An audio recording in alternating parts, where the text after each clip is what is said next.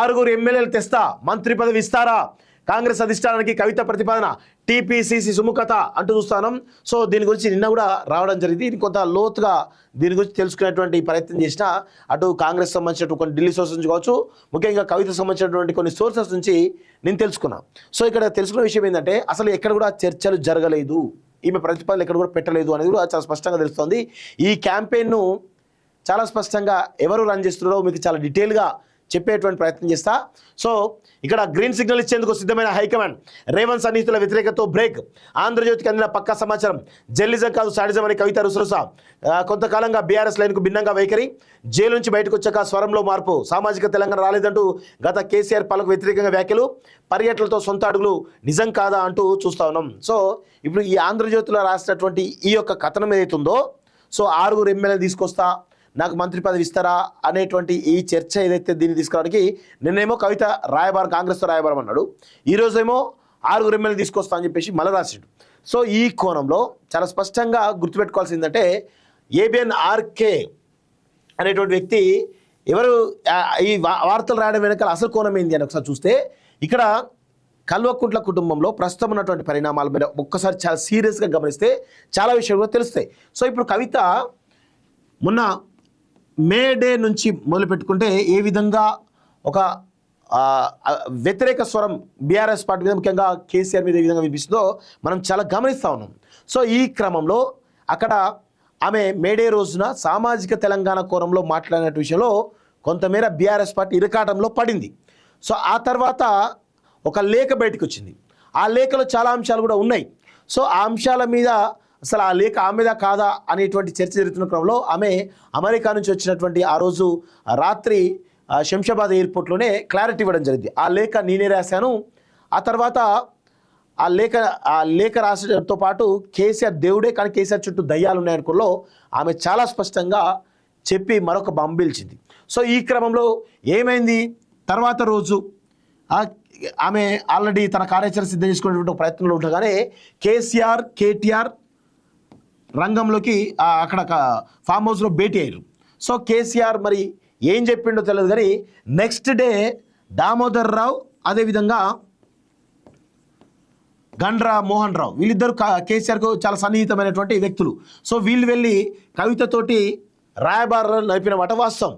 So ఆ క్రమంలో మరి ఆ చర్చలు 7 వరకు వచ్చిన కొలికి వచ్చినా లేదో తెలియదు కానీ మొత్తానికైతే నెక్స్ట్ డేనే ఆమె సింగరేణి జాగృతి పేరిట ఒక కమిటీ వేసి మొత్తానికైతే ఒక ఇండికేషన్స్ పంపించింది.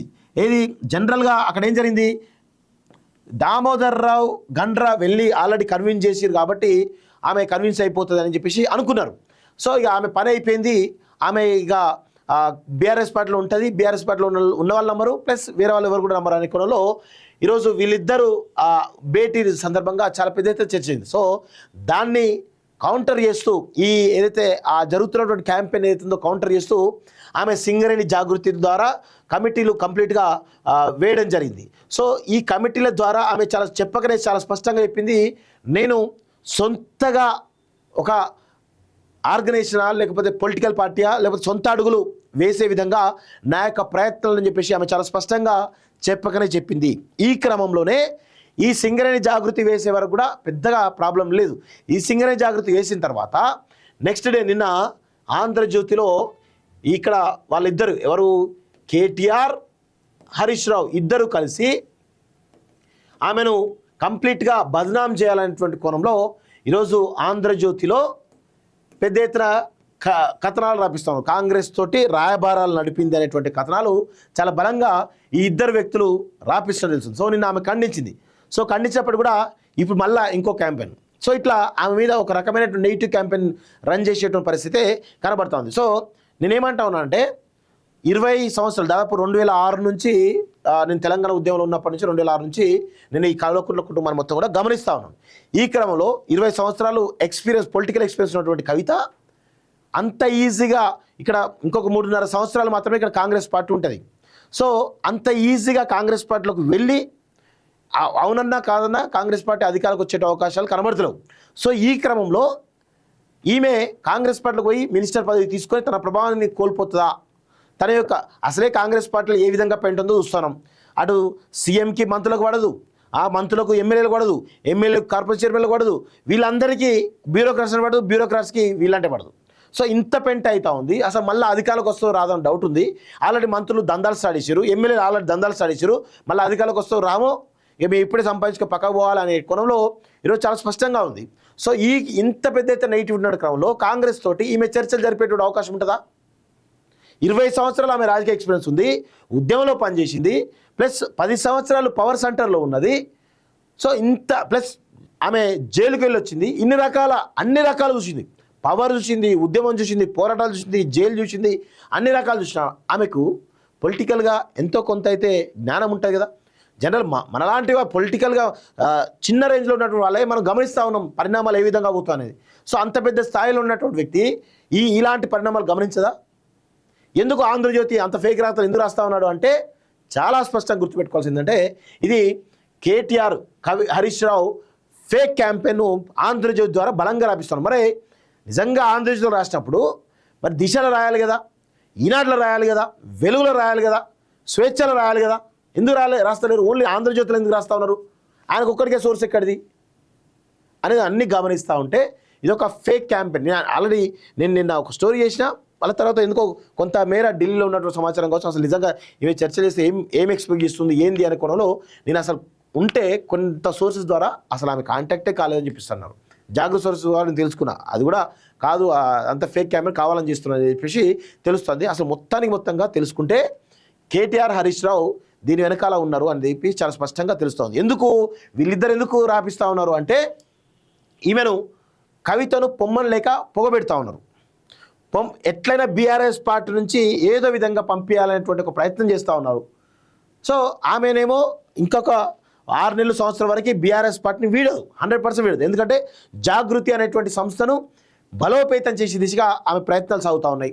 సో ఇంకొక పాదయాత్రకు ఆమె ఒక ప్రయత్నం చేస్తూ ఉంది. ఇవన్నీ కూడా ఉన్నాయి కాబట్టి అంత ఈజీగా ఆమె బీఆర్ఎస్ నుంచి బయటకు పోదు. ఈ క్రమంలో ఇప్పుడు కేటీఆర్ ఏం చేస్తూ ఉన్నాడు, ఈమెకు ఈ జాగృతి బలోపేతం కావద్దు అనేటువంటి కోణంలో ఈరోజు చాలా స్పష్టంగా కేటీఆర్ అదేవిధంగా హరీష్ రావు ఇద్దరు కలిసి చేస్తూ ఉన్నారు. ఇప్పుడు ఆమె ఏంటంటే పొమ్మని లేక పొగబెట్టాలి అనేటువంటి కోణంలో ఒక ప్రయత్నం జరుగుతోంది.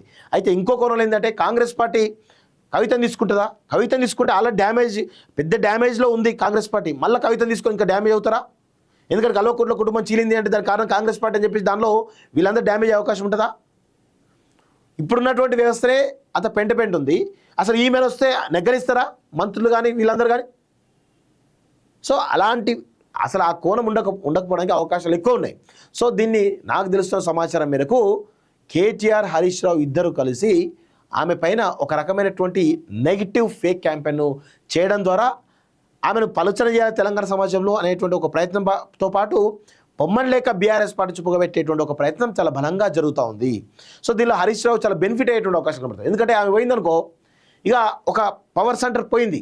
సో ఇప్పుడు ఏంది, కేటీఆర్ నేనే ఇద్దరమే పవర్ సెంటర్ ఉంటాం కదా. సో నేను అప్పుడు ఏది అసెంబ్లీకి సంబంధించినటువంటి BRS LP deputy floor leader పదవి నాకు వస్తుంది.